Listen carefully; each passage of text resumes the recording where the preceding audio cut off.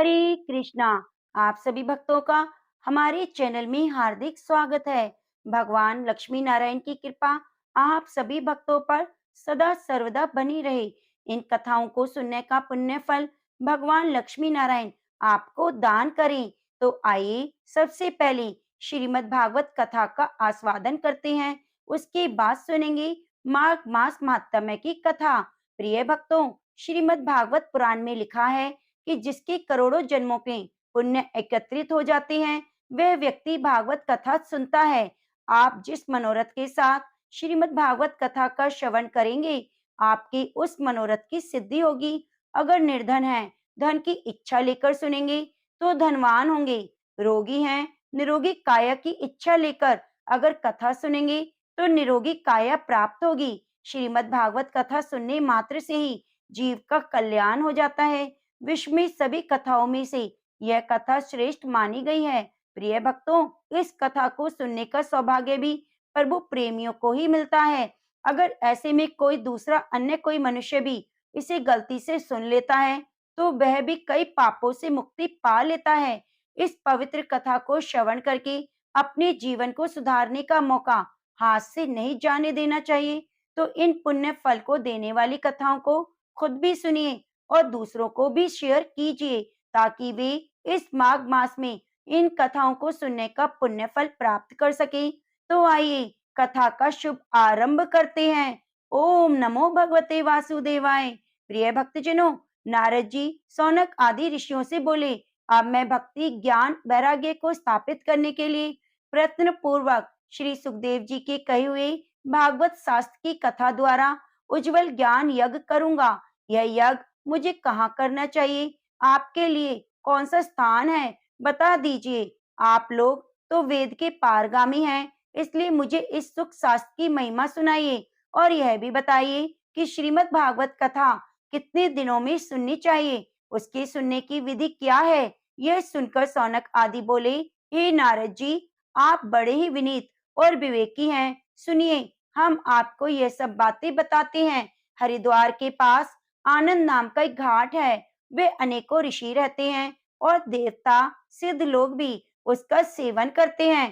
तरह तरह के वृक्ष और लताओं के कारण वह बड़ा सघन है। वहाँ बड़ी कोमल नवीन बालू बिछी हुई है। वह घाट बड़ा ही सुरम्य और एकांत प्रदेश में है। वह हर समय सुनहले कमलों की सुगंध आया करती है। उसके आसपास रहने वाले सिंह हाथी परस्पर विरोधी जीवों के मन में भी बैर भाव नहीं। वहाँ आप बिना किसी विशेष प्रयत्न के ही ज्ञान यज्ञ शुरू कर दीजिए। उस स्थान पर कथा में अपूर्व रस का उदय होगा। भक्ति भी अपनी आंखों के सामने निर्बल और जराशीर्ण अवस्था में पड़े हुए ज्ञान और वैराग्य को साथ लेकर वहाँ आ जाएगी। क्योंकि जहाँ श्रीमद् भागवत कथा होती है, वह व्यक्ति अपने आप ही पहुंच जाते हैं। वह कानों में कथा के शब्द पढ़ने से ही यह तीनों तरुण हो जाएंगे। आगे श्री सूत जी महाराज कहते हैं, इस प्रकार कहकर नारद जी के साथ सनक आदि भी श्रीमद् भागवत कथा का अमृत रसपान करने के लिए वहां से तुरंत गंगा तट पर चले आए। ऋषियों, जिस समय वे तट पर पहुंचे, भूलोक, देवलोक, ब्रह्मलोक सभी जगह इस कथा का गुणगान किया जा रहा था। जो भागवत कथा के रसिक विष्णु भक्त थे, वे सभी श्रीमद् भागवत कथा का अमृत पान करने के लिए सबसे आगे दौड़ दौड़ कर आने लगे। भृगु, वशिष्ठ, च्यवन, गौतम, मेधा, देवल, देवर्षि, परशुराम, विश्वामित्र जी, शाकल जी, मार्कंडे, दत्तात्रेय, पिपलाद, योगेश्वर, व्यास और पराशर, शुक, जाजली, जना आदि सभी प्रधान प्रधान मुनिगण अपने अपने पुत्र, शिष्य और स्त्रियों समेत बड़े प्रेम से वहां आए। इनके सिवा वेद वेदांत मंत्र तंत्र पुराण और 6 शास्त्र भी मूर्तिमान होकर वहां उपस्थित हुए। गंगा आदि नदियां, पुष्कर आदि सरोवर, कुरुक्षेत्र आदि सभी क्षेत्र, सारी दिशाएं, दंडक आदि वन, हिमालय आदि पर्वत, देव गंधर्व और सभी दानव कथा को सुनने के लिए आए। जो लोग अपने गौरव के कारण नहीं आए थे, महर्षि भृगु उन्हें समझा बुझाकर ले आए। तब कथा सुनने के लिए दीक्षित होकर श्री कृष्ण परायण सनक आदि नारद जी के दिए हुए श्रेष्ठ आसन पर विराजमान हुए। उस समय सभी श्रोताओं ने उनकी वंदना की। श्रोताओं में वैष्णव, विरक्त, सन्यासी और ब्रह्मचारी लोग आगे बैठे। उन सबके आगे नारद जी विराजमान हुए।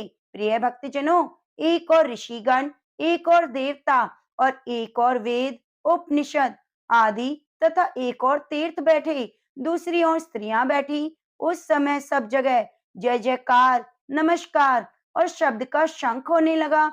अबीर, गुलाल, खीर, फूलों की खूब वर्षा होने लगी। कोई कोई देव तो श्रेष्ठ विमानों पर चढ़कर वहां बैठे हुए सब लोगों पर कल्प वृक्ष के पुष्पों की वर्षा करने लगे। आगे श्री सूत जी महाराज कहते हैं, इस प्रकार पूजा समाप्त होने पर जब सभी लोग एकाग्रचित हो गए, तब सनक आदि ऋषि महात्मा नारद को श्रीमद् भागवत कथा माहात्म्य में स्पष्ट करके सुनाने लगे। सनक आदि जी ने कहा, हे देवर्षि, हम आपको इस भागवत शास्त्र की महिमा सुनाते हैं। इसके श्रवण मात्र से मुक्ति हाथ लग जाती है। श्रीमद् भागवत की कथा सदा सर्वदा सेवन आस्वादन करना चाहिए। हे नारद जी, इसके श्रवण मात्र से भगवान श्री हरि हृदय में आकर विराजते हैं। इस ग्रंथ में 18,000 श्लोक, 12 स्कंद हैं। श्री सुखदेव जी और राजा परीक्षित का संवाद है। अब आप भागवत शास्त्र ध्यान देकर सुनिए। यह जीव तभी तक अज्ञानवश इस संसार चक्र में भटकता है, जब तक क्षण भर के लिए भी कानों में इस सुख शास्त्र की कथा नहीं पड़ती। बहुत से शास्त्र और पुराण सुनने से क्या लाभ? इससे तो व्यर्थ का भ्रम बढ़ता है। मुक्ति देने के लिए तो एकमात्र भागवत शास्त्र ही काफी है। जिस घर में प्रतिदिन श्रीमद् भागवत की कथा होती है, वह तीर्थ रूप हो जाता है। जो लोग उसमें रहते हैं, उसके तो सारे पाप नष्ट हो जाते हैं। हजारों अश्वमेध और सैकड़ों वाजपेयी नहीं हो सकते। तपोधन, जब तक लोग अच्छी तरह श्रीमद् भागवत कथा का श्रवण नहीं करते, तब तक उनके शरीर में पाप निवास करते हैं। फल की दृष्टि से इस सुख शास्त्र कथा की समता गंगा, गया, काशी, पुष्कर या प्रयाग कोई भी तीर्थ नहीं कर सकता। यदि आपको परम गति की इच्छा है, तो अपने मुख में ही श्रीमद् भागवत कथा के आधे अथवा चौथाई श्लोक का भी नित्य नियम पूर्वक पाठ कीजिए। ओमकार, गायत्री, पुरुष, तीनों वेद, श्रीमद् भागवत कथा, ओम नमो भगवते वासुदेवाय, ये 12 मंत्र 12 मूर्तियों वाले सूर्य भगवान, प्रयाग, संवत्सर रूप, काल ब्राह्मण, अग्निहोत्र, गो द्वादशी तिथि, तुलसी, वसंत ऋतु और भगवान पुरुषोत्तम, इन सभी बुद्धिमान लोग वस्तुतः कोई अंतर नहीं मानते। हे नारद जी, जो पुरुष अनिष्ट सही श्रीमद् भागवत शास्त्र का पाठ करता है, उसके करोड़ों जन्मों के पाप नष्ट हो जाते हैं। इसमें कोई भी संदेह नहीं करना चाहिए। जो पुरुष नित्य प्रति भागवत का आधा ये चौथाई श्लोक भी पढ़ता है, उसे राष्ट्रीय यज्ञ, अश्वमेध यज्ञ का फल मिलता है। नित्य भागवत का पाठ करना, भगवान का चिंतन करना, तुलसी को सींचना, गो की सेवा करना, ये चारों समान है। जो पुरुष अंत समय में श्रीमद् भागवत कथा का वाक्य सुन लेता है, उस पर प्रसन्न होकर भगवान उसे बैकुंठ धाम देते हैं। प्रिय भक्तजनों, कहा जाता है कि जिस दुष्ट ने अपनी सारी आयु में मन को एकाग्र करके श्रीमद् भागवत कथा को थोड़ा सा भी कभी रसपान नहीं किया, उसने तो अपना सारा जन्म चांडाल और गधे के समान व्यर्थ ही कमा दिया। वह तो अपनी माता को प्रसव पीड़ा पहुंचाने के लिए ही उत्पन्न हुआ है। जिसने इस सुख शास्त्र के थोड़े से भी वचन नहीं सुने, वह पाप आत्मा तो जीता हुआ ही मुर्दे के समान है। पृथ्वी के भार स्वरूप उस पुरुषु तुल्य मनुष्य को तो धिक्कार है। ऐसा स्वर्ग लोक में देवताओं में प्रधान इंद्र आदि कहा करते हैं, संसार में श्रीमद् भागवत की कथा का मिलना अवश्य ही कठिन है। जब करोड़ों जन्मों का पुण्य होता है, तभी इसकी प्राप्ति होती है। हे नारद जी, आप तो बड़े बुद्धिमान और योग निधि हैं। आप अत्यंत प्रयत्न पूर्वक कथा का श्रवण कीजिए। इसके सुनने के लिए दिनों का कोई नियम नहीं, इसे सर्वदा ही सुनना चाहिए। जो भी श्रीमद् भागवत की कथा को पढ़ता है, सुनता है, कहते हैं उसके लिए सत्य बोलना, ब्रह्मचर्य का पालन करना अनिवार्य होता है, लेकिन कलयुग में ऐसा होना कठिन है। इसलिए इसकी सुखदेव जी ने जो विशेष विधि बताई है, वह जान लेनी चाहिए। कलयुग में बहुत दिनों तक मन की वृत्तियों को वश में रखना, नियमों में बंधे रहना, किसी पुण्य कार्य के लिए दीक्षित रहना तो कठिन है। इसलिए सप्ताह श्रवण की विधि है। श्रद्धा पूर्वक कभी भी श्रवण करने से, माघ मास में श्रवण करने से जो फल होता है, वही फल श्री सुखदेव जी ने सप्ताह श्रवण में निर्धारित किया है। मन की असंयुक्त श्रवण का विधान किया है। जो फल ताप, योग और समाधि से भी प्राप्त नहीं हो सकता, वह सर्वांग रूप से सप्ताह श्रवण से सहज में मिल जाता है। सप्ताह श्रवण यज्ञ से बढ़कर है, व्रत से भी बढ़कर है और तप से भी बढ़कर है। हे नारद जी, तीर्थ सेवन से तो सदा ही बड़ा है और योग से बढ़कर है, यहाँ तक कि ध्यान और ज्ञान से भी बढ़कर है। इसकी विशेषता कहाँ तक वर्णन करें, यह तो सभी से बढ़ चढ़कर है। आगे श्री सौनक जी ने पूछा, हे ऋषि सूत जी, महाराज यह तो आपने बड़े आश्चर्य की बात कही, परंतु ये मोक्ष की प्राप्ति में ज्ञान आदि सभी साधनों का तिरस्कार करके इस युग में उनसे कैसे बढ़ गया।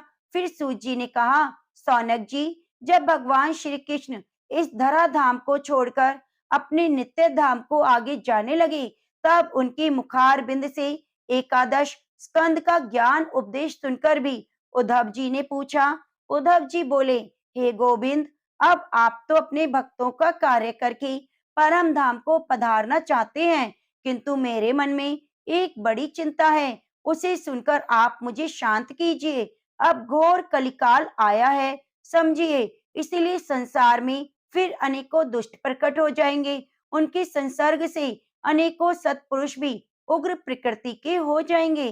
तब उनकी भार से धरकर यह गो रूपिणी पृथ्वी किसकी शरण में जाएगी।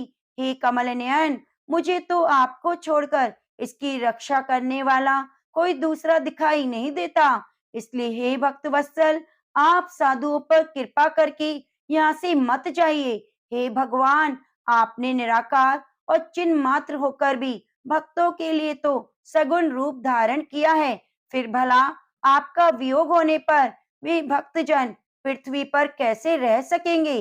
प्रिय भक्तजनों, प्रभास क्षेत्र में उद्धव जी के यह वचन सुनकर भगवान सोचने लगे, भक्तों के अवलंब के लिए मुझे क्या व्यवस्था करनी चाहिए। फिर सूत जी महाराज सौनक जी से बोले, हे सौनक जी, तब भगवान ने अपनी सारी शक्ति भागवत में रख दी। वे अंतर्ध्यान होकर इस भागवत समुद्र में प्रवेश कर गए। इसलिए यह भगवान की साक्षात शब्द में मूर्ति है। इसके सेवन, श्रवण, पाठ और दर्शन से ही मनुष्य के सारे पाप नष्ट हो जाते हैं। इसी के सप्ताह श्रवण सबसे बढ़कर माना गया है और कलयुग में तो अन्य साधनों को छोड़कर यही प्रधान धर्म बताया गया है। सूत जी कहते हैं, हे सौनक जी, जिस समय सनक आदि मुनीश्वर इस प्रकार सप्ताह श्रवण की महिमा का बखान कर रहे थे, उस सभा में एक बहुत बड़ा आश्चर्य हुआ। उसे मैं तुम्हें बताता हूँ, सुनो। वह तरुण अवस्था को प्राप्त हुए अपने दोनों पुत्रों को साथ लिए विशुद्ध प्रेम रूपा भक्ति बार बार श्री कृष्ण गोविंद हरे मुरारी, हे नाथ नारायण वासुदेवा आदि भगवान के नामों का उच्चारण करती हुई अचानक प्रकट हो गई। सभी सदस्यों ने देखा कि वह परम सुंदरी भक्ति रानी भगवान के अर्थों का आभूषण पहने हुए वहां पधारी। मुनियों की उस सभा में सभी ये तर्क वितर्क करने लगे कि ये कहाँ से आई और कैसे प्रविष्ट हुई। तब सनक आदि ने कहा, ये भक्ति देवी अभी अभी कथा के अर्थ से निकली है। उनके यह वचन सुनकर भक्ति ने अपने पुत्रों सहित अत्यंत विनम्र होकर सनत कुमार जी से कहा। भक्ति बोली, मैं कलयुग में नष्ट प्राय हो गई थी, आपने कथा अमृत से सींचकर मुझे फिर से पुष्ट कर दिया। अब आप यह बताइए, मैं कहाँ रहूं। यह सुनकर सनक आदि ने उससे कहा, तुम भक्तों को भगवान का स्वरूप प्रदान करने वाली, अनन्य प्रेम का संपादन करने वाली, संसार रोग को निर्मूल करने वाली हो। अतः तुम धैर्य धारण करके नित्य निरंतर विष्णु भक्तों के हृदय में निवास करो। यह कलयुग के दोष भले ही सारे संसार पर अपना प्रभाव डालें, लेकिन वहां तुम इनकी दृष्टि भी नहीं पड़ सकेगी। इस प्रकार उनकी आज्ञा पाते ही भक्ति भगवत हृदयों में जाकर विराजमान हो गई, जिनके हृदय में एकमात्र श्री हरि की भक्ति निवास करती है। वे त्रिलोकी में अत्यंत निर्धन होने पर भी परम धन्य है, क्योंकि इस भक्ति की डोरी से बंद कर दो, साक्षात भगवान भी अपने परम धाम को छोड़कर उनके हृदय में आ बस जाते हैं। भूलोक में ये भागवत साक्षात पर ब्रह्म का विग्रह ग्रह है। हम इसकी महिमा कहाँ तक वर्णन करें? इसका आश्रय लेकर इसे सुनाने से तो सुनने और सुनाने वाले दोनों को ही भगवान श्री कृष्ण की समता प्राप्त हो जाती है। प्रिय भक्तजनों, श्री सूजी महाराज कहते हैं, हे मुनिवर, उस समय अपने भक्तों को मन में अलौकिक भक्ति का प्रादुर्भाव हुआ देखकर भक्त वत्सल श्री भगवान अपना धाम छोड़कर पधारे। उनके गले में बनमाला शोभा पा रही थी। श्री अंग सजल जलधर के समान श्याम वर्ण था। उस पर मनोहर पीतांबर सुशोभित था। कटी प्रदेश करधनी की लड़ियों से सुसज्जित था। सिर पर मुकुट की लटक और कानों में कुंडल की झलक देखते बनती थी। नेत्र भंग ललित भाव से खड़े हुए मन को चुराए लेते थे। वक्ष तल पर कौस्तुभ मणि दमक रही थी। सारा श्री अंग हरि चंदन से चर्चित था। उस रूप की शोभा क्या कहें, उसने तो मानो करोड़ों कामदेवों की रूप माधुरी छीन ली थी। भगवान के नित्यलोक निवासी लीला पराशर उद्धव आदि वहां गुप्त रूप से उस कथा को सुनने के लिए आए हुए थे। प्रभु के प्रकट होते ही चारों ओर जय जय की ध्वनि होने लगी। उस समय भक्ति रस का अद्भुत प्रवाह चला। बार बार अबीर गुलाल पुष्पों की वर्षा, शंख ध्वनि होने लगी। उस सभा में जो लोग बैठे हुए थे, उन्हें अपने देह गेह और आत्मा की भी कोई शुद्धि ना रही। उनकी ऐसी तन्मयता देखकर नारद जी कहने लगे, हे मुनीश्वर, आज सप्ताह श्रवण की मैंने ये बड़ी अलौकिक महिमा देखी। यहाँ तो जो बड़ी मूर्ख दुष्ट पशु पक्षी भी हैं, वे सभी अत्यंत निष्पाप हो गए। इसलिए इसमें कोई संदेह नहीं कि कलिकाल में चित्त की शुद्धि के लिए भागवत कथा के समान मृत्यु लोक में पाप पुंज का नाश करने वाला कोई दूसरा पवित्र साधन नहीं। हे मुनिवर, आप लोग तो बड़े ही कृपालु हैं। आपने संसार का कल्याण विचार करके यह बिल्कुल निराला ही मार्ग निकाला है। आप कृपया यह तो बताइए, इस कथा रूप सप्ताह यज्ञ के द्वारा संसार में कौन कौन लोग पवित्र हो जाते हैं? फिर सनक आदि ने कहा, जो लोग सदा तरह तरह के पाप किया करते हैं, निरंतर दुराचार में तत्पर रहते हैं, उल्टे मार्गों से चलते हैं, तथा जो क्रोध अग्नि से जलते रहने वाले कुटिल और काम परायण हैं, वे सभी इस कलयुग में सप्ताह यज्ञ से पवित्र हो जाते हैं। जो सत्य से माता पिता की निंदा करने वाले, तृष्णा के मारे व्याकुल, आश्रम धर्म से रहित, दंभ भी दूसरों की उन्नति देखकर कुढ़ने वाले और दूसरों को दुख देने वाले हैं, वे कलयुग में सप्ताह यज्ञ से पवित्र हो जाते हैं। जो मदिरापान, ब्रह्म हत्या, सुवर्ण की चोरी, गुरु स्त्री गमन और विश्वासघात, ये 5 महापाप करने वाले, छल, दम, परायण, क्रूर पिशाच के समान निर्दय ब्राह्मणों के धन से पुष्ट होने वाले व्यभिचारी हैं, वे भी कलयुग में सप्ताह यज्ञ से पवित्र हो जाते हैं। हे देवऋषि नारद, जो दुष्ट आग्रह पूर्वक सर्वदा मन, वाणी और शरीर से पाप करते रहते हैं, दूसरों के धन से पुष्ट होते हैं, मलिन मन और दुष्ट हृदय वाले हैं, वे भी कलयुग में सप्ताह यज्ञ से पवित्र हो जाते हैं। नारद जी, अब हम आपको इस विषय में प्राचीन इतिहास सुनाते हैं। उसके सुनने से ही सभी पाप नष्ट हो जाते हैं। देवऋषि नारद, पूर्व काल में तुंगभद्रा नदी के तट पर एक अनुपम नगर बसा हुआ था। वहाँ सभी वर्णों के लोग अपने धर्म का आचरण करते हुए सत्य और सत्कर्मों में तत्पर रहते थे। उस नगर में सभी वेदों का विशेषज्ञ और श्रोत स्मार्त कर्मों में निपुण एक आत्मदेव नामक ब्राह्मण रहता था। वह साक्षात दूसरे सूर्य के समान तेजस्वी था। वह धनी होने पर भी भिक्षाजीवी था। उसकी प्यारी पत्नी धुंधुल, कुलीन और सुंदरी होने पर भी सदा अपनी बात पर अड़ जाने वाली थी। उसे लोगों की बात करने में सुख मिलता था।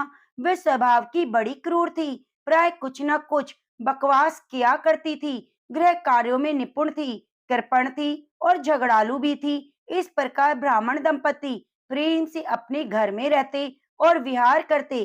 उसके पास अर्थ भोग विलास की सामग्री बहुत थी, घर द्वार भी सुंदर थे, परंतु उससे उन्हें सुख नहीं था। अवस्था बहुत ढल गई। जब वे वृद्ध होने लगे, तब उन्होंने संतान के लिए तरह तरह के पुण्य कर्म करने शुरू कर दिए। दीन दुखियों को गो, पृथ्वी, स्वर्ण, वस्त्र आदि का दान करने लगे। इस प्रकार धर्म मार्ग में उन्होंने अपना आधा धन समाप्त कर दिया। तब भी उन्हें पुत्र की प्राप्ति नहीं हुई, इसलिए अब वह ब्राह्मण बहुत चिंतातुर होने लगे। एक दिन वह ब्राह्मण देवता बड़े दुखी होकर घर से निकलकर वन में चले गए। दोपहर के समय प्यास लगी, इसलिए वह एक तालाब पर आए। संतान के अभाव के दुख से उनके शरीर को बहुत सुखा दिया था, इसलिए थक जाने के कारण जल पीकर वहीं बैठ गए। 2 घड़ी बीतने पर वहां एक सन्यासी महात्मा आए। जब ब्राह्मण देवता ने देखा वे जल पी चुके हैं, तब उनके पास गए और चरणों में नमस्कार करके उनके सामने खड़े होकर लंबी लंबी सांसें लेने लगे, अर्थात रोने लगे। फिर सन्यासी ने पूछा, कहो ब्राह्मण देवता, क्यों रोते हो? तुम्हें क्या भारी चिंता है? तुम जल्दी ही मुझे अपने दुख का कारण बताओ। हो सकता है मैं तुम्हारा दुख दूर करने का उपाय करूं। सन्यासी की बात सुनकर ब्राह्मण ने कहा, कि महाराज, मैं अपने पूर्व जन्म के पापों से संचित दुख का क्या वर्णन करूं? अब मेरे पिता मेरे द्वारा दी हुई जलांश के जल को अपनी चिंता जनित सांस के कुछ गर्म करके पीते हैं। देवता और ब्राह्मण मेरा दिया हुआ प्रसन्न मन से स्वीकार नहीं करते। संतान के लिए मैं इतना दुखी हूँ कि मुझे सब कुछ सुना सुना दिखाई देता है। मैं प्राण त्यागने के लिए यहाँ आया हूँ। संतानहीन जीवन तो धिक्कार है, संतानहीन घर को धिक्कार है, संतानहीन धन को धिक्कार है, संतानहीन कुल को भी धिक्कार है।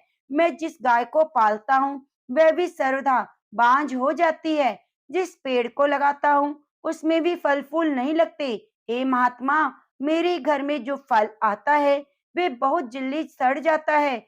जब मैं ऐसा अभागा और पुत्रहीन हूँ, फिर इस जीवन को रखकर मुझे क्या करना होगा? ऐसा कहकर वह ब्राह्मण दुख से व्याकुल होकर सन्यासी महात्मा के पास फूट फूट कर रोने लगा। तब उन यतिवर के हृदय में बड़ी करुणा उत्पन्न हुई। वे योग निष्ठ थे। उन्होंने उसके ललाट की रेखाएं देखकर उसका सारा वृतांत जान लिया।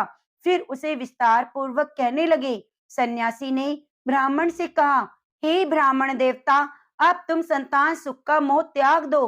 कर्म की गति प्रबल है, विवेक का आश्रय लेकर संसार की वासना छोड़ दो। हे विप्र सुनो, मैंने इस समय तुम्हारा प्रारब्ध देखकर निश्चय किया है कि 7 जन्मों तक तुम्हारी कोई संतान किसी भी प्रकार से नहीं हो सकती। पूर्व काल में राजा सगर और अंग को संतान के कारण दुख भोगना पड़ा। हे ब्राह्मण, अब तुम कुटुंब की आशा छोड़ दो। संन्यास में ही सब प्रकार का सुख है। यह सुनकर ब्राह्मण देवता ने कहा, महात्मा जी, विवेक से मेरा क्या होगा? अब तो आप किसी प्रकार से मुझे पुत्र दीजिएगा, नहीं तो मैं आपके सामने ही शोक मूर्छित होकर अपने प्राण त्याग दूंगा। जिसमें पुत्र स्त्री आदि का सुख नहीं, ऐसे संन्यास तो सर्वथा नीरस ही हैं। लोक में सरस तो पुत्र पौत्र आदि से भरा हुआ पूरा गृहस्थ आश्रम है। प्रिय भक्तजनों, ब्राह्मण का ऐसा आग्रह देखकर उन तपोधन ने कहा, विधाता के लेख को मिटाने का हठ करने से राजा चित्रकेतु को बड़ा कष्ट उठाना पड़ा।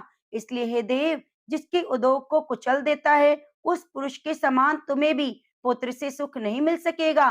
तुमने तो बड़ा हठ पकड़ रखा है। अब तुम इस समय मेरे सामने याचक की तरह खड़े हुए तो हो। ऐसी दशा में मैं तुमसे क्या कहूँ? जब महात्मा जी ने देखा ये किसी प्रकार अपना आग्रह नहीं छोड़ता, तब उन्होंने उसे एक फल देकर कहा, इसे तुम अपनी पत्नी को खिला देना, उससे एक पुत्र होगा। तुम्हारी पत्नी को 1 साल तक सत्य, शौच, दया, दान और एक समय ही अन्न खाने का नियम रखना होगा। यदि वे ऐसा करेगी तो बालक बहुत शुद्ध स्वभाव वाला होगा। ऐसा कहकर योगीराज वहां से चले गए और ब्राह्मण भी अपने घर को लौट आया। वहां आकर उसने वह फल अपनी पत्नी के हाथ में दे दिया और स्वयं कहीं चला गया। उसकी पत्नी तो कुटिल स्वभाव की थी। रो रो कर अपनी सखी से कहने लगी, हे सखी, मुझे तो बड़ी चिंता हो गई है। मैं ये फल नहीं खाऊंगी। फल खाने से गर्व रहेगा, गर्भ से मेरा पेट बढ़ जाएगा, फिर कुछ खाया पिया जाएगा नहीं, इससे मेरी शक्ति भी कम हो जाएगी। तब बता, घर का कामकाज कैसे करूंगी? और देववश यदि कहीं गांव में डाकुओं का आक्रमण हो गया, तो गर्भिणी स्त्री कैसे भागेगी? यदि सुखदेव जी की तरह ये गर्भ भी पेट में रह गया, तो कैसे बाहर निकलेगा? कहीं प्रसव काल के समय वह टेढ़ा हो गया, तो मुझे अपने प्राणों से हाथ धोना पड़ेगा। और वैसे भी प्रसव के समय बड़ी भयंकर पीड़ा होती है। मैं तो बड़ी कोमल हूँ, भला ये सब मैं कैसे सहन करूंगी? मैं जब दुर्बल बढ़ जाऊंगी, तब नंद रानी आकर मेरे घर का सारा माल मट्टा समेट कर ले जाएगी। मुझे तो सत्य सोच नियमों का पालन होना भी कठिन जान पड़ता है। जो स्त्री बच्चा जनती है, उसे उस बच्चे का लालन पालन भी करना पड़ता है और बहुत कष्ट उठाना पड़ता है। मेरे विचार से तो बंध्या अथवा विधवा स्त्री ही सुखी है। प्रिय भक्तजनों, मन में ऐसे तरह तरह के कुतर्क उठने से उसने वह फल नहीं खाया। जब उसके पति ने पूछा, क्या तुमने वह फल खा लिया? तब उसने कह दिया, हाँ खा लिया। एक दिन उसकी बहन अपने आप ही उसके घर आई। तब उसने अपनी बहन को अपना सारा वृतांत सुनाकर कहा, मेरे मन में इसकी बड़ी चिंता है। मैं इस दुख के कारण दिनों दिन दुबली हो रही हूँ। हे बहन, मैं क्या करूं? फिर बहन ने कहा, मेरे पेट में बच्चा है, प्रसव होने पर वह बालक मैं तुम्हें दे दूंगी। तब तक तू गर्भवती के समान घर में गुप्त रूप से सुख से रहे। तू मेरे पति को कुछ धन दे देगी, तो वे अपना बालक दे देंगे। हम दोनों ऐसी युक्ति करेंगे जिससे सब लोग यही कहें कि यह बालक 6 महीने का होकर मर गया। मैं नित्य प्रति तेरे घर आकर उस बालक का पालन पोषण करती रहूंगी। तू इस समय इसकी जांच करने के लिए ये फल गो को खिला दे। ब्राह्मणी ने स्त्री भाव वश जो उसकी बहन ने कहा था, वैसा ही किया। इसके बाद समय के अनुसार जब उस स्त्री के पुत्र हुआ, तब उसके पिता ने चुपचाप लाकर उसे धुंधली को दे दिया और उसने आत्मदेव को सूचना दी कि मेरे सुखपूर्वक बालक हो गया है। इस प्रकार आत्मदेव के पुत्र हुआ सुनकर सभी लोगों को बड़ा आनंद हुआ।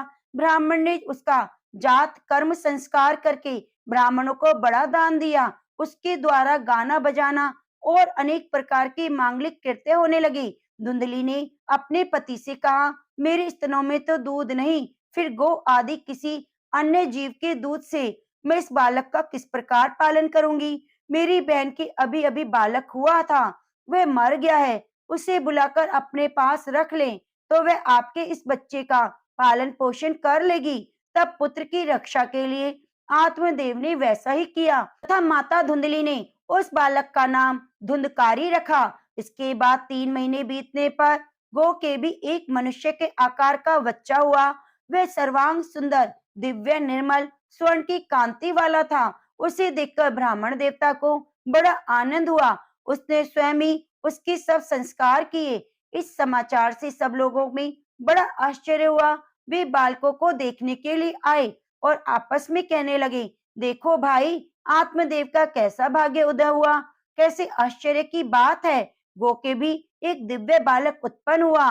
देव योग से इस गुप्त रहस्य का किसी को भी पता ना लगा। आत्मदेव ने उस बालक को गो से कान देकर उसका नाम गोकर्ण रखा। कुछ काल बीतने पर दोनों बालक जवान हो गए। उनमें गोकर्ण तो बड़ा ही पंडित और धर्मात्मा हुआ, लेकिन धुंधकारी बड़ा ही दुष्ट निकला। स्नान सोच ब्राह्मणों से चित आचार्यों का उसमें नाम भी नहीं था, न खान पान का कोई परहेज। क्रोध उसमें बहुत बड़ा हुआ था, बुरी बुरी वस्तुओं का संग्रह किया करता। वह इतना दुष्ट था कि मुर्दे के हाथ से छुआ हुआ अन्न भी खा लेता। दूसरों की चोरी करना और सब लोगों से द्वेष बढ़ाना उसका स्वभाव बन गया था और छिपे छिपे वह दूसरों के घर में आग लगा देता। दूसरों के बालकों को खिलाने के लिए गोद में ले लेता और उन्हें झट कुएं में डाल देता। हिंसा व्यसना बढ़ गई थी। हर समय वह अस्त्र शस्त्र धारण किए रहता। बेचारे अंधे दीन दुखियों को बेकार में तंग किया करता। चांडाल से उसका प्रेम था। बस हाथ में फन डाले टोलियों के साथ शिकार की टोह में घूमता रहता। वैश्याओं के जाल में फंसकर उसने अपने पिता की सारी संपत्ति नष्ट कर दी। एक दिन माता पिता को भी मार पीट कर उसने घर से सब बर्तन भांडे उठा ले गया। इस प्रकार जब सारी संपत्ति स्वाहा हो गई, तब उसका कृपण पिता फूट फूट कर रोने लगा और बोला, इससे तो इसकी माँ बांझ ही रहती। कुपुत्र तो बड़ा ही दुखदाई होता है। अब मैं कहाँ रहूं, कहाँ जाऊं? मेरी संकट को कौन काटेगा? हाय, मेरे ऊपर बड़ी विपत्ति आ पड़ी है। इस दुख के कारण अवश्य ही मुझे एक दिन प्राण छोड़ने पड़ेंगे। उसी समय परम ज्ञानी गोकर्ण जी वहां आए। उन्होंने पिता को वैराग्य का उपदेश देते हुए समझाया। बोले, पिताजी, यह संसार असार है, यह अत्यंत दुख रूप और मोह में डालने वाला है। पुत्र किसका धन, किसका स्नेहवान पुरुष रात दिन दीपक के समान जलता रहता है। पिताजी, सुख ना तो इंद्र को है और न चक्रवर्ती राजा को। सुख तो केवल विरक्त एकांत जीवी मुनि को है। यह मेरा पुत्र है, इस अज्ञान को छोड़ दीजिए। मोह नरक की प्राप्ति होती है, यह शरीर तो नष्ट ही होगा, इसलिए सब कुछ छोड़कर वन में चले जाइए। गोकर्ण के वचन सुनकर आत्मदेव वन जाने को तैयार हो गए और उनसे कहने लगा, हे पुत्र, वन में रहकर मुझे क्या करना चाहिए? मुझे विस्तार पूर्वक कहो। मैं बड़ा मूर्ख हूँ। अब तक कर्मवश ने पास में बंधा हुआ था, अपंग के इस घर रूपी अंधेरे कुएं में पड़ा रहा हूँ। तुम बड़े दयालु हो, इससे मेरा उद्धार करो। फिर गोकर्ण ने कहा, हे पिताजी, यह शरीर हड्डी मांस और रुधिर का पिंड है। इसे आप में मानना छोड़ दो। स्त्री पुत्र आदि को भी अपना कभी न मानो। इस संसार को रात दिन क्षण भंगुर देखो। इसकी किसी भी वस्तु को स्थायी समझकर उसमें राग ना करो। बस एकमात्र वैराग्य रस से रसिक होकर भगवान की भक्ति में लगे रहो। भागवत जन ही सबसे बड़ा धर्म है। निरंतर उसी का आश्रय लिए रहो। अन्य सब प्रकार के लौकिक धर्मों से मुख मोड़ लो। सदा साधु जनों की सेवा करो। भोगों की लालसा को पास ना फटकने दो तथा जल्दी से जल्दी दूसरों के गुण दोषों का विचार करना छोड़कर एकमात्र भगवत सेवा और भगवान की कथाओं का रसपान करो। इस प्रकार पुत्र की वाणी से प्रभावित होकर आत्मदेव ने घर छोड़ दिया और वन की यात्रा की। यद्यपि उसकी आयु उस समय 60 वर्ष की हो चुकी थी, फिर भी बुद्धि में पूरी दृढ़ता थी। अब वन में पहुंचकर उन्होंने रात दिन भगवान की भक्ति पूजा करना शुरू कर दिया। सारे नियमों का पालन करते हुए अब भी भगवान की भक्ति में लीन रहते। ओम नमो नारायणा।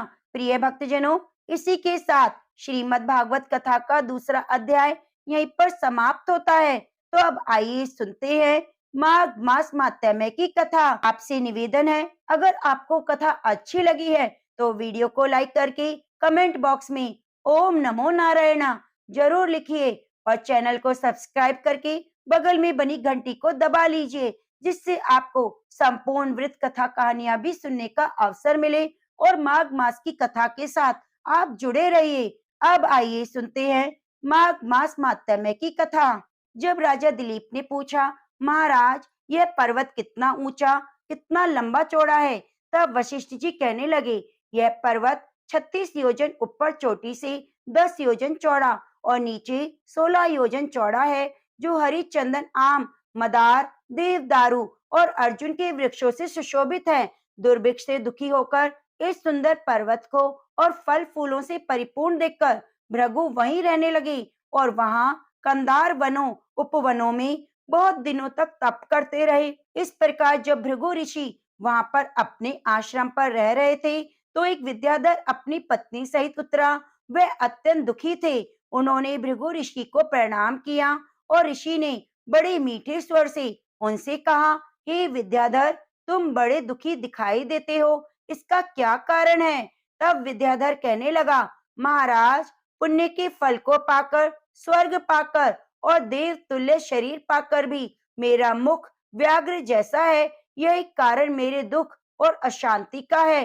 न जाने किस पाप का फल है। मेरे मन की व्याकुलता का दूसरा कारण भी सुनिए। यह मेरी पत्नी अति रूपवती, मीठा वचन बोलने वाली, नाचने गाने की कला में निपुण, शुद्ध चित्त वाली, सातों सुरों वाली, वीणा को बजाने वाली, जिसने अपने कंठ से गाकर नारद जी को प्रसन्न किया है, नाना स्वरों के नाद से बीना बजाकर कुबेर को प्रसन्न किया है, अनेक प्रकार के नाच ताल में शिवजी महाराज भी अति प्रसन्न और रोमांचित हुए। शील, उदारता रूप यवन में स्वर्ग की कोई अप्सरा भी इसके जैसी नहीं।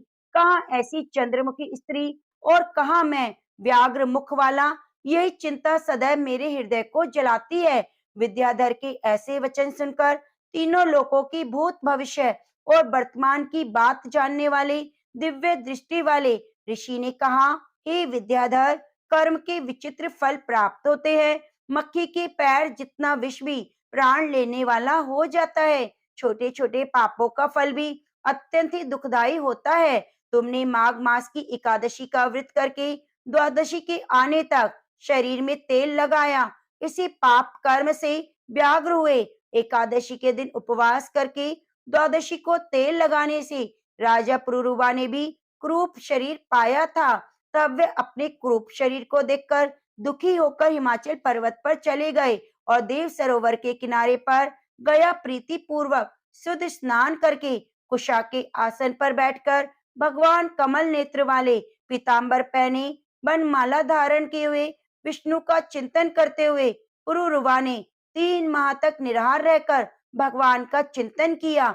इस प्रकार 7 जन्मों में प्रसन्न होने वाले भगवान राजा के 3 महीने के तप से ही अति प्रसन्न हो गए और माघ मास के शुक्ल पक्ष की एकादशी को प्रसन्न होकर भगवान ने अपने शंख के जल से राजा को पवित्र किया। भगवान ने उसके तेल लगाने की बात याद दिलाकर सुंदर देवताओं का स्वरूप दिया, जिसको देखकर उर्वशी भी उसको चाहने लगी। राजा सुकृत्य होकर अपनी पुरी को चला गया। भृगु ऋषि कहने लगे, हे विद्याधर, इसलिए तुम क्यों दुखी होते हो? यदि तुम अपना ये राक्षसी रूप छोड़ना चाहते हो तो मेरा कहना मानकर जल्दी ही पापों को नष्ट करने वाली हेमकूट नदी में माघ का स्नान करो, जहाँ पर ऋषि सिद्ध देवता निवास करते हैं। अब मैं इसकी विधि बतलाता हूँ। तुम्हारे भाग्य में माघ मास आज से 5वें दिन आने वाला है। पौष मास एकादशी से इस व्रत को आरंभ करो। भूमि में सोना, जितेंद्रिय रहना, दिन में 3 समय स्नान करके महीने भर निराहार रहो। सब भोगों का त्याग कर दो। तीनों समय शिवजी स्तोत्र और मंत्रों से पूजन करो तो तुम्हारा मुख कामदेव के समान हो जाएगा। देवता भी तुम्हारा मुख देखकर चकित हो जाएंगे। तुम अपनी पत्नी के साथ रहकर सुख पूर्वक रह पाओगे। माघ मास के प्रभाव को जानकर सदा ही माघ मास में स्नान करो। पाप और दरिद्रता से बचने के लिए मनुष्य को सदा यत्न से माघ मास का स्नान करना चाहिए। यह स्नान सदा सब दानों और यज्ञों के फल को देता है और पापों का क्षय हो जाता है। गुरु वशिष्ठ जी कहते हैं, राजा दिलीप की यह कथा भृगु जी ने विद्याधर को सुनाई। माघ स्नान योगों से भी बढ़कर, यज्ञ और यज्ञों से भी बढ़कर गर्जना करता है। पुष्कर, कुरुक्षेत्र, ब्रह्मवैवर्त, काशी, प्रयाग और गंगा सागर जैसे संगमों से मनुष्य को जो फल 10 वर्ष में मिलता है, उतना ही फल माघ मास में स्नान करने से 3 दिन में मनुष्य को मिलता है। इसमें संशय नहीं कि चिरकाल तक स्वर्ग में रहने की इच्छा रहने वाले मनुष्यों को सदा यत्न से माघ में स्नान करना चाहिए। आयु, आरोग्य, धन रूप कल्याण गुण प्राप्त करने वालों को माघ का स्नान कभी नहीं छोड़ना चाहिए। स्नान करने वाला इस लोक और परलोक में सदा सुख पाता है। वशिष्ठ जी कहते हैं, हे दिलीप, भृगु की यह कथा सुनकर यह विद्याधर अपनी स्त्री सहित उसी स्थान पर पर्वत के झरने में माघ मास का स्नान करता रहा और उसके प्रभाव से उसका मुख देव के समान हो गया। वह मणिग्रीव पर्वत पर आनंद से रहने लगा और भृगु जी भी नियम की समाप्ति पर शिष्यों सहित इवा नदी के तट पर आ गए और वहां उन्होंने माघ मास का स्नान किया। तो प्रेम से बोलिए, हरे कृष्णा। आगे के अध्याय को आप सुनेंगे कल के अध्याय में। तो प्रिय भक्तजनों, अब आइए सुनते हैं तुलसी माता की कथा, क्योंकि हमें श्री हरि कथा के साथ तुलसी माता की कथा को भी जरूर सुनना चाहिए। एक कन्या थी। जब वह थोड़ी बड़ी हुई, उसको समझ आने लगा, तब से वह तुलसी माता की पूजा करने लगी। उसके प्रतिदिन का नियम था कि तुलसी माता जी की पूजा करने के बाद ही खाना खाती। जब वह कन्या शादी के लायक हुई, तब उसके माता पिता ने उसकी शादी करवा दी। कन्या को उसके माता पिता ने दहेज में एक तुलसी का गमला दिया। ससुराल में वह प्रतिदिन सवेरे उठती, पूजा करती, उसके बाद ही खाना खाती। उसकी दो जेठानियां थी, वे दोनों उसका मजाक उड़ाती कि बड़ी नियम धर्म वाली बनती है। उन दोनों को उससे बहुत ईर्ष्या होती, इसलिए वे दोनों तुलसी जी का गमला छुपा देती। वह कन्या बड़ी मुश्किल से गमला ढूंढ कर लाती और अच्छे से पूजा करती, फिर खाना खाती। वह गमला ढूंढ कर लाती तो एक दिन उसकी जिठानियों ने क्या किया कि गमला ही दूर फेंक दिया। कन्या ने खूब ढूंढा पर उसे गमला नहीं मिला। वह बहुत परेशान हुई। उस दिन तो खाने में उसने कुछ भी नहीं खाया, क्योंकि उसका नियम था कि जब तक वह तुलसी माता की पूजा नहीं करेगी, वह कुछ नहीं खाएगी। उस कन्या की सच्ची भक्ति देखकर तुलसी माता उससे बहुत प्रसन्न हो गई और कमरे में तुलसी माता का गमला प्रकट हो गया। अगले दिन सुबह जब उठी तो क्या देखती है, उसकी खाट के चारों कोनों पर तुलसी माता का गमला आ गया है। यह देखकर वह बहुत प्रसन्न हो गई। अब मेरी तुलसी माता को कोई चुरा नहीं सकेगा। पूजन करने के लिए भी कहीं जाना नहीं पड़ेगा। कोई मेरी तुलसी माता को फेंकेगा भी नहीं। वह तो जल्दी से उठकर स्नान करती और तुलसी माता का पूजन कर लेती। जब वह खाना खाने बैठी तो उसकी जिठानियां मजाक करने लगी। लो, देवरानी जी का नियम धर्म पूरा हो गया। उससे पूछती हैं, तुलसी जी की पूजा कर ली क्या? देवरानी बोली, हाँ कर ली। जेठानिया बोली, कहाँ से करी? गमला तो फेंक दिया। देवरानी कहती है, देख लो मेरे कमरे में खाट पर तुलसा जी लगी है। जेठानिया बहुत शर्मिंदा हुई और बोली, देवरानी तेरी भक्ति सच्ची है, हमने तुझे बहुत परेशान किया, हमें माफ कर दो। देवरानी उन्हें माफ कर देती है। हम भी तुलसी माता से प्रार्थना करते हैं, हे तुलसी माता, जैसी कृपा आपने देवरानी पर करी वैसे सभी पर करना। तो प्रेम से बोलिए, तुलसी माता की जय।